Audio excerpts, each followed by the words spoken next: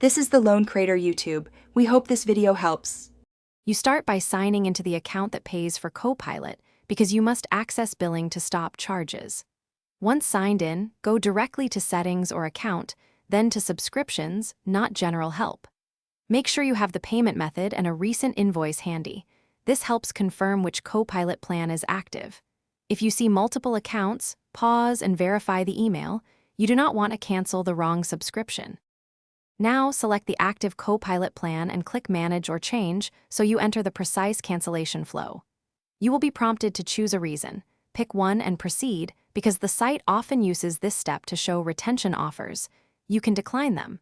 Make sure to read the final confirmation screen and confirm cancellation. This step finalizes the stop of future billing. If you get an email confirmation, keep it for records and double-check the effective date. Finish by confirming cancellation and then verifying billing to ensure no future charges will occur.